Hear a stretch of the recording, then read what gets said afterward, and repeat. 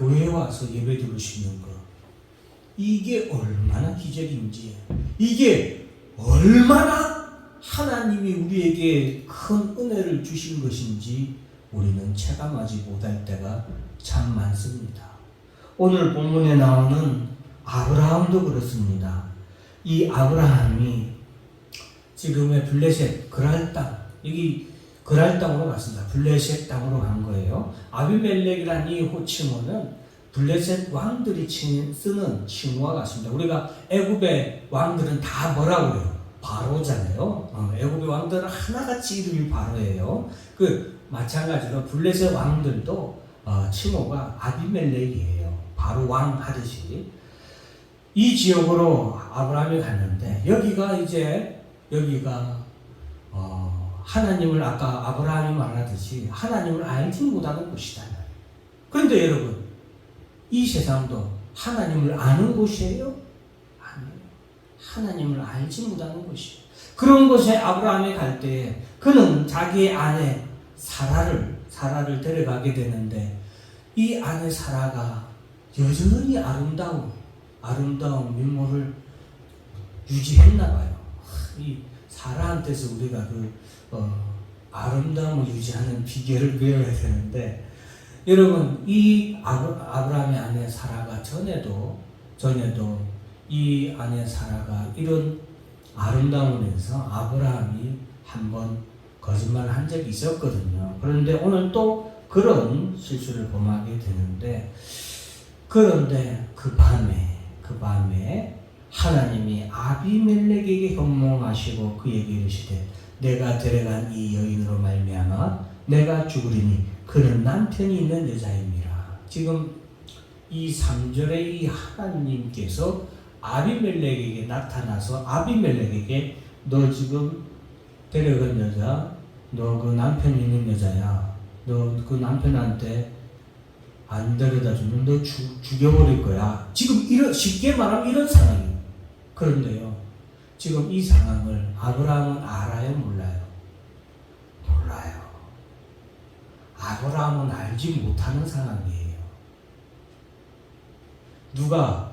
하나님이 주권적으로 역사하는 거예요. 우리의 일상에 이런 일들이 얼마나 많은지 여러분, 우리는 알지 못합니다. 그러나 오늘도 하나님은 우리의 알지 못하는 가운데서도 우리를 이와 같이 보호하고 지키고 계심을 감사하는 여러분들 되시길 주 이름으로 축원합니다. 그래서 여러분, 하나님이 아비멜렉에게 너 데려간 여인으로 말하면 너 죽는다.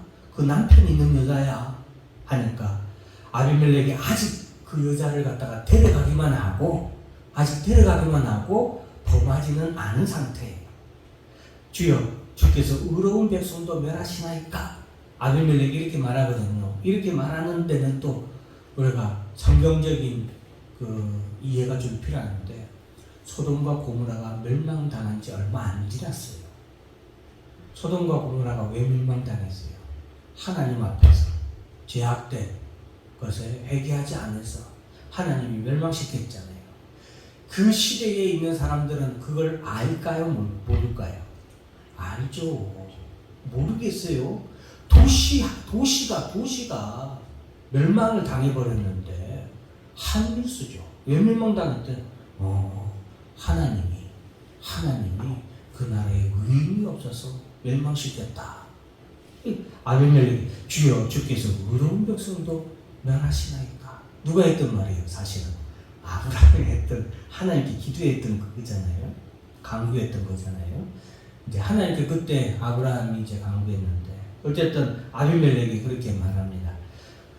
그가 내 눈이라고 하지 않았으니까, 눈이라고 해서 나는 모르고 이렇게 했던 겁니다. 왜냐하면 이제 그 당시에 왕들은 전통적으로 자신의 그 왕권을 유지하기 위해서 자신이 마음에 드는 여인이 있다면 그 여인을 갖다가 자신의 여인으로 혹은 부인으로 이렇게 택할 수 있는 권한이 있었거든요. 그런데 이것은 세상의 기준이지 하나님의 입장에서 볼 때는, 하나님 편에서 볼 때는 이것은 죄잖아요. 죄고, 그리고 더 하나, 제가 전에도 몇 번 말씀드렸지만 여기에 또한 영적인 전쟁이 있습니다. 그것은 사탄 마귀가 그리스도가 누구의 후손으로부터 오는 걸 압니까? 여자의 후손으로, 그리고 아브라함을 택하신 거 알잖아요. 그러나 아브라함이 누구와 지금 결혼했어요? 사라와 결혼했죠. 사라와 결혼했으니까 아브라함과 사라의 사이에서 누가 태어나요? 아들이 태어나면 그 후손이 누가 돼요? 그리스도가 되잖아요. 그런 영적인 부분도 있습니다. 그래서 사탄이 그런 예수 그리스도를 이 땅에 오지 못하도록 하는 그런 사탄 마귀의 계계도 있지만, 어쨌든 오늘 여기서 중점적으로 말씀드리는 것은 영적인 이런 문제도 그렇고 육신적인 반란, 지금 아브라함은 아내를 지금 꼼짝없이 왕에게 빼앗길 판이잖아요. 이런 반란 가운데서도 하나님께서는 직접 나서서 역사하시는 것이죠. 그래서 하나님께서는 내가 아직 그렇게 범죄하지 않았으니까 내가 너에게 일러주는 거야 라고 하면서 여인을 가까이 하지 못하게 하려고 그런다 하면서 7절 말씀 같이 한번 읽어볼까요? 시작. 이제 그 사람의 아내를 돌려보내라. 그는 선지자라. 그가 너를 위하여 기도하느니 내가 살려니와 내가 돌려보내지 아니하면 너와 내게 속한 자가 다 반드시 죽을 줄 알지니라. 여러분, 오늘 저는 여기서 하나님 아버지의 마음을 깨달았습니다. 하나님 아버지, 그는 선지자라. 그가 너를 위해서 기도하느니. 여러분, 하나님께서는 내가 너 살려줄게 할 수도 있는데, 아브라함에게 이 모든 일을 어떻게 보면 오직 하나님께서 영광을 받으셔야 되는데, 어떻게 보면 아브라함이 영광을 받도록, 아비멜렉에게 은혜를 베풀도록 하나님이 쉽게 말하면 멍석을 깔아주는 그런 모습을 보았어요. 그래서 지금 그가 너를 위해서 기도하리니 그를 내가 살려니와 라고 하나님이 말씀하십니다. 그래서 아비멜렉이 이 꿈이지만 꿈에서도 이건 꿈이 아니구나 라는 걸 깨닫고 아침에 대전회의를 열죠. 우리나라로 치면 대전회의를 열어서 신하들에게 그 밤에 있었던 일들을 다 설명을 합니다. 그리고 아브라함을 불러서 너 왜 그랬느냐, 간단하게 하면 너 왜 그렇게 도대체 무슨 의도로 이렇게 아내를 누이라고 말했느냐, 까딱 잘못했으면 우리가 너에게 범죄하고 우리가 큰일 날 뻔하고 우리나라도 지금 소돔과 고모라가 멸망당했잖아요. 그러니까 우리나라도 멸망할 뻔했다 라고 아브라함에게 말하게 되죠. 아브라함은 이곳에서는 하나님을 두려워함이 없으니 내 안으로 말미암아 사람들이 나를 죽일까 내가 생각했다. 이건 두려워하고 걱정한 거죠. 아브라함도 잘못이 있죠. 아브라함이 잘못한 부분도 있어요. 그런 하나님을 온전히 믿지 못하고 그리고 거짓말을 한 거죠. 물론 그는 정말로 내 누이다. 실제로 사라가 아브라함의 누이인 건 사촌, 이공 누이인 건 맞아요. 그러나 그것은 아브라함의 변명일 뿐이지, 어떻게 보면 자기 합리화하는 것일 뿐이지 실제 그것은 아니잖아요. 그러니까 그런 부분에서는 또 아브라함이 잘못한 부분도 있죠. 그러나 하나님께서는 우리가 비록 실수로 우리가 모르는 가운데서 범하는 죄 가운데서도 하나님은 어떻게 하신다? 우리를 도우시고 우리를 보호하시며 우리를 위해서 뭐한다? 일하신다라는 거예요. 그래서 하나님이 나를 내 아버지의 집을 떠나 두루 다니게 하실 때 이러이러 해서 우리가 내 누이라 하고 내 오라비라 하기로 했습니다 라고 말합니다. 그때 아비멜렉은 양과 소와 종들을 이끌어 아브라함에게 가득 줍니다. 아내 사라에게도 은 1000개를 사라에게 주면서 내가 너로 쉽게 말하면 보상금을 주는 거예요. 내가 너를 참 이렇게 대해서 미안하다 하면서 보상금을 주고 일을 마무리합니다. 17절 말씀을 우리 꼭 한번 17절 18절 다 같이 한번 읽어볼까요? 시작. 아브라함이 하나님께 기도하며 하나님이 아비멜렉과 그의 아내와 여종을 치료하사 출산하게 하셨으니 여호와께서 이왕에 아브라함의 아내 사라의 일로 아비멜렉의 집의 모든 태를 닫으셨음이더라. 아멘. 아브라함이 하나님께 뭐 했을 때? 기도했을 때. 기도라는 단어가 여기서 처음 나왔어요. 그런데 하나님이 아비멜렉과 그의 아내와 여종을 치료하사 출산하게 하셨다. 이 일로 인해서 하나님이 그 집의 모든 태를 이미 누구 때문에? 아브라함 때문에 닫아 놓으셨거든요. 그리고 누구를 위해서 또한 닫아 놓으신 거예요? 아브라함을 위해서 닫아 놓으신 거예요. 그런데 이 모든 것이 어떻게 할 때? 아브라함이 기도할 때 하나님께서 그 집의 모든 문제에 그리고 질병의 치료를 하나님이 그때 역사하셨습니다. 여러분, 오늘 이 말씀을 통해서 요즘같이 참 얼마나 험한 세상입니까? 얼마나 위험한 세상이고, 여러분, 그 TV 프로그램 나는 자연인이다에 나왔던 부부도 이번에 폭우로 인해서 산사태로 집이 매몰돼서 이번에 운명했다는 뉴스가 나왔더라고요. 누가 어떻게 죽을지 모릅니다. 그러나 또 누구는 어떻게 살아날지 그것도 모릅니다. 누구의 손에? 하나님의 손에 달려있는데, 여러분, 분명한 것은 일어날 때에 하나님 앞에 우리가 가장 먼저 할 것은 무엇이다? 기도다라는 것입니다. 그래서 여러분, 오늘 말씀은 기도라는 말씀으로 여러분과 함께 나누려고 하는데, 1번 다 같이 한번 따라서 합니다. 이 세상은 누구를 중심으로 움직일까요? 여러분, 이 세상은 누구를 중심으로 움직일까요? 대통령들? 아니면 미국? 중국? 누구를 중심으로 움직일까요?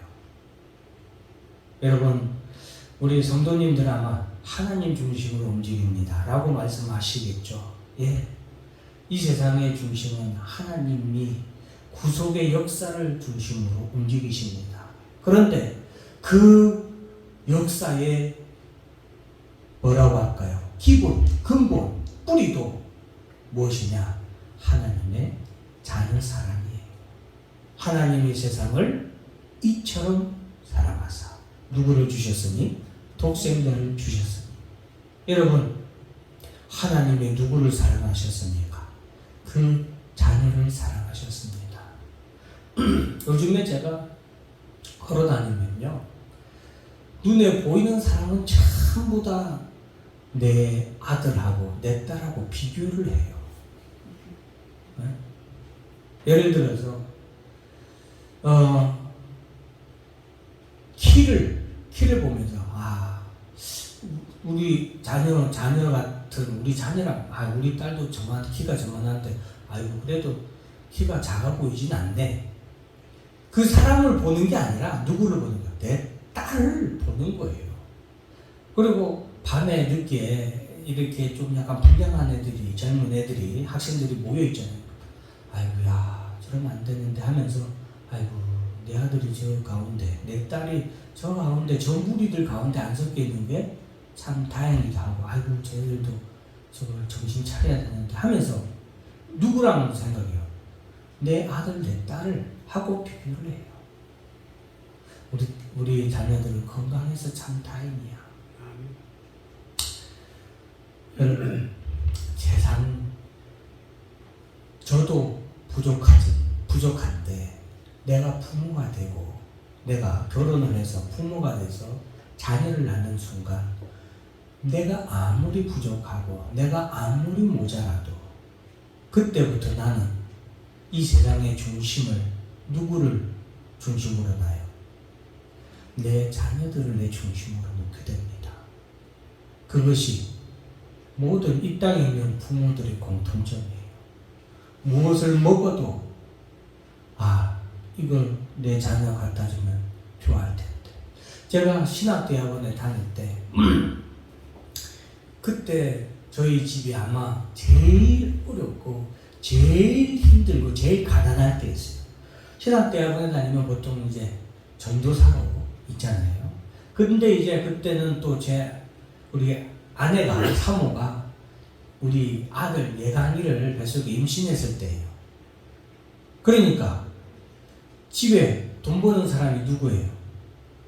없어요. 제가 전도사로 있는데 사회를 한 달에 40만 원 받았어요.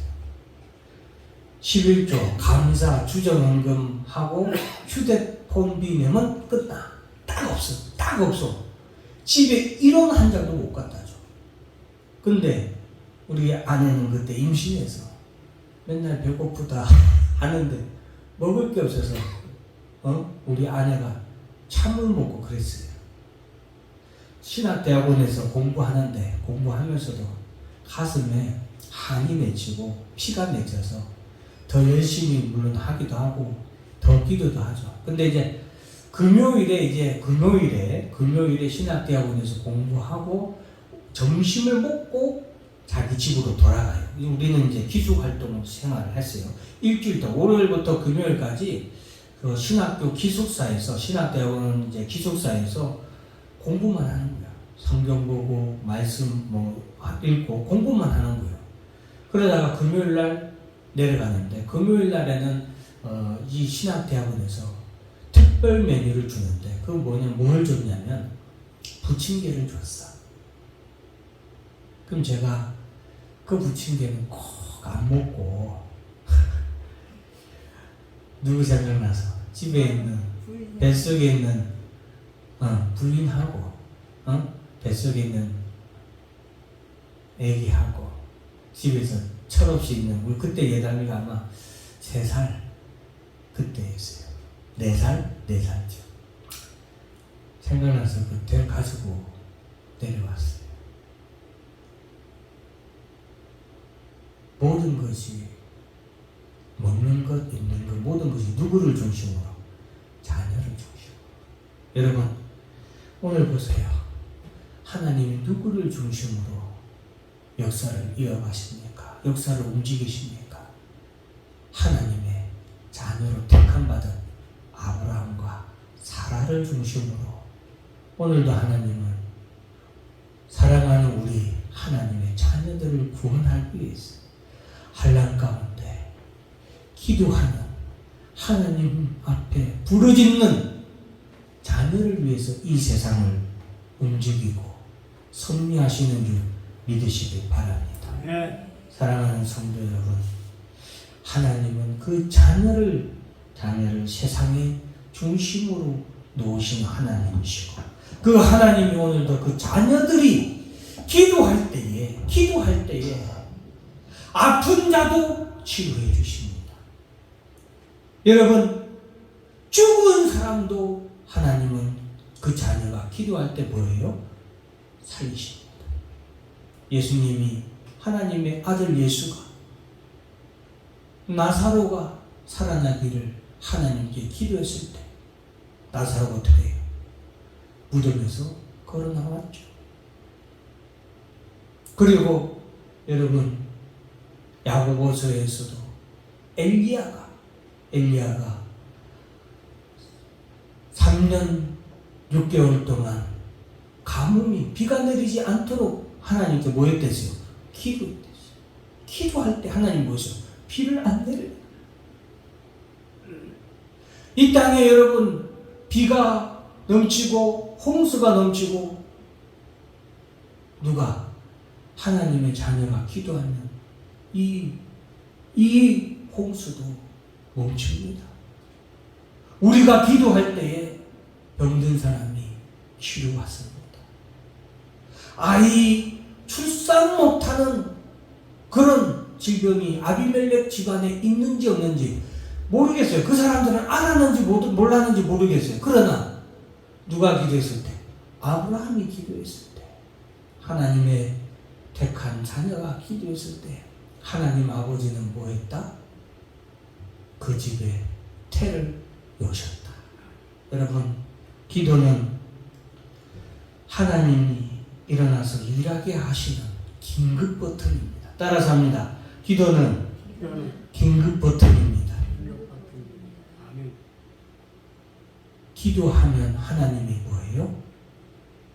긴급 호출이에요. 하나님 긴급 호출이에요. 하나님이 가만히 앉아 있을 수가 없어요. 하나님의 자녀가 기도할 때 하나님은 그 즉시 일어나서 뭐한다? 우리에게 응답해 주시고 일하실 수밖에 없어요.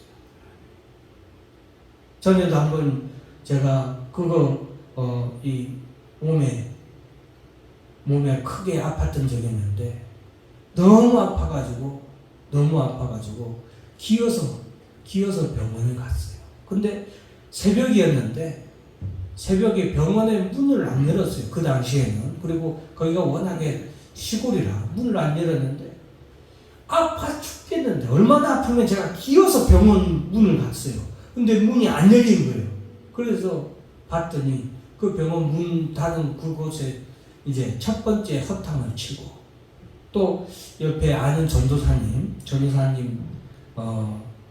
도움으로 차를 타고 이렇게 또 다른 곳으로 긴급으로 막 갔어요. 두 번째 병원 갔는데 없는 거예요. 거기도 문을 닫은 거예요. 새벽에 누가 문을 열겠어요? 응급실이 없는 거예요. 근데 응급실이 갔는데 응급실이 없는 거예요. 응급실 문이 닫혀 있는 거예요.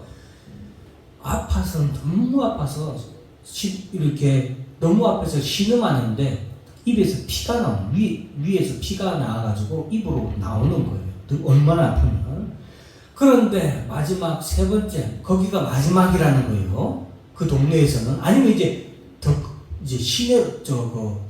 큰 시내로 가야 된다는 거예요. 갔는데 거기도 응급실 거기에 불은 켜져 있는데 문이 닫혀 있는 거예요. 그런데 거기에 이렇게 글자가 써져 있더라고. 긴급 호출 여기를 누르세요 하고 버튼이 있더라고. 그 버튼을 눌렀더니 잠깐 뒤에 몇 분 뒤에 의사가 나오더라고. 그 버튼이 무슨 버튼이냐? 그 의사가 시골이니까 몇 년이 지나도 이 응급 상황이 없잖아요. 그러니까 이제 집으로 들어가는 거예요. 근데 이제 혹시라도 긴급 환자가 올까봐 자기 침대 머리맡에 그 버튼을 누르면 울리도록 부적, 그 옛날에는 초인 이런 게 아니라 발달한 시스템이 아니라 선으로 연결된 부적 있죠. 부적을 자기 침대 머리맡에 눌러놨다는 거예요. 당신이 응급 환자로 오는 건 처음이래. 너무 감사했어요. 긴급 버튼. 그 버튼이 그렇게 귀한 버튼인지 몰랐어요. 그런데 여러분, 기도는 하나님께서 즉시 일어나게 하는 하나님 보좌에서 하나님이 일어나지 않을 수 없는 뭐다? 긴급 버튼이다. 여러분, 요즘 세상에 우리가 뭐 해야 될까요? 기도해야 됩니다. 기도합시다. 기도하면 우리가 알지 못하는 일도 하나님은 이렇게 하나님은 역사하시는데 우리가 기도하는 일은 하나님이 오죽 긴급 처리하지 않겠습니까? 여러분, 야고보서에 우리가 13절 14절 보면 너희 중에 고난당하는 자가 있느냐? 그는 기도할 것이요 즐거워하는 자가 있느냐? 그는 찬송할지니라. 너희 중에 병든 자가 있느냐? 그는 교회의 장로들을 청할 것이요 그들은 주의 이름으로 기름을 바르며 그를 위하여 뭐할지라? 기도할지라. 기도해라. 고난 환난 가운데 하나님은 우리에게 기도하라고 하셨어요. 왜? 그것을 통해서 따랐습니다. 하나님 아버지의 사랑을 확신합니다. 아버지가 나를 얼마나 사랑하시는지 우리는 기도할 때 알 수 있어요. 그 아버지가 세상의 중심으로 나를 이 세상의 중심으로 하나님은 오늘도 역사하시는 분이에요. 모든 것이 누구 같아 보여요? 내 아들. 내 딸 같아 보여요. 남들 같지 않은 거. 여러분, 인도 사람들 예수 안 믿죠. 그러나 하나님, 우리가 기도하면 하나님이 누구 같아 보이니까? 내 아들, 내 딸 같아 보니까 은혜와 긍휼을 베풀고 자비를 베푸셔서 그들에게 살 길을 열어주실 줄 믿습니다. 여러분, 믿음의 기도는 병든 자를 구원하리니. 병든 자를 보면 기도하세요. 내 가족이 아픕니까? 그를 위해서 기도하세요. 주께서 그를 뭐한다? 일으키시리라. 일으키시리라. 누가 저를 범하였을지라도 사하심을 뭐한다? 하리라. 범죄한 사람이 있습니까? 그를 위해서 기도하면 그가 뭐한다? 사하심. 죄 용서도 뭐한다? 받는다. 구원도, 하나님의 구원도 하나님의 자녀가 뭐하면? 기도하면. 그러므로 너희들을 서로 고백하며 병이 낫기를 위하여 서로 뭐하라? 서로 기도하라. 여러분, 우리는 기도해야 됩니다. 의인의 간구는 역사하는 힘이 크다 라고 말하면서 아까 말씀드렸던 엘리야가 기도했더니 비가 그치고 엘리야가 기도했더니 비가 내리는 것을 예로 말씀드렸습니다. 여러분, 오늘 같은 이 시대에 우리 기도합시다. 나를 사랑하는 하나님은 우리가 알지 못하는 가운데도 늘 우리를 도우시고 그 하나님의 역사의 중심에 누가 있다? 내가 있다. 하나님은 나를 사랑하시기 때문에 늘 도우시는 분이시다라는 그런 아버지의 사랑에 대한 확신과 그리고 그 하나님의 사랑을 더 긴급하게 움직이는 것은 뭐다? 기도다 라는 것을 꼭 기억하시고 이 환난의 어려운 시기 험한 세상에서 여러분 주의 날개 그늘 아래 아버지의 품 안에 평안을 누리시는 여러분이 되기를 주 이름으로 축원합니다. 네. 기도하겠습니다.